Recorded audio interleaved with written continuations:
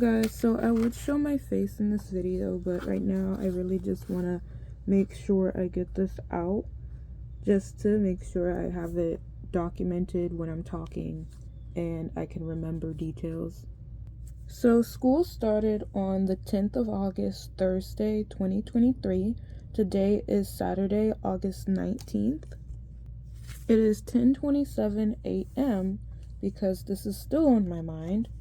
And so on, I believe, Wednesday, because on Wednesday I clocked out early, and this was Wednesday the 16th in 2023. I left at 2:30 p.m. because I was really done with school, and I am supposed to clock out at 2:55 depending on when I clocked in the morning. But I also had a meeting the other day that had me get 15 minutes more time, and so I was like, you know what, I'm just gonna clock out at 2:30 and I don't care if I'm like 15 minutes short. So anyway, I was really upset that day, and I just saw things that made me drained. So I ended up leaving early and going on a walk around the park because the place I work at is next to a park.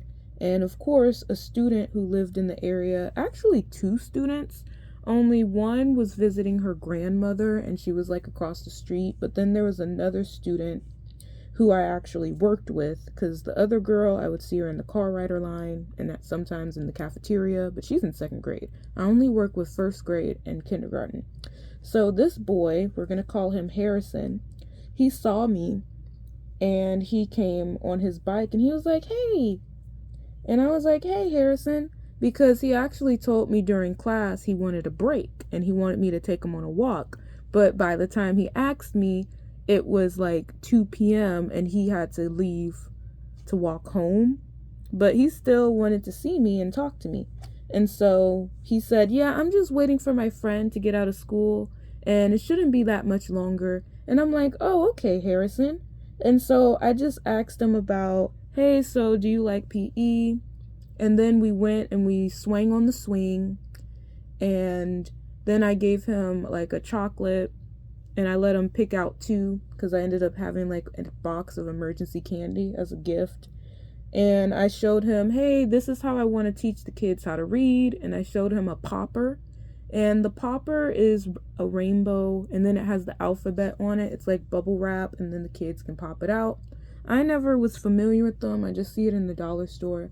And Harrison was like, you know, this is really cool. I think kids would like this. And then I told him, but right now kids are learning math and I don't know how to teach them math with this. And he said, you can still teach math. You see, if you flip it over, there's no numbers on it. And then, there's no letters. And then you can just say 1, 2, 3, 4, and you can teach them how to count and how to add. And I'm like, oh, wow. Because I felt like I just had something that was useless and only for reading. But it's not. And then I ended up asking Harrison, how do you feel when your teacher yells at you? Well, I didn't ask him that. I was like, do you think that the teacher yells too much? Because I noticed this Wednesday especially, she yelled way too much.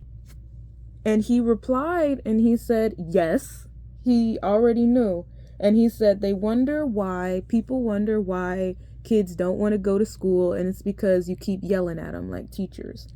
And then I told him, yeah, I noticed there was a girl and I had to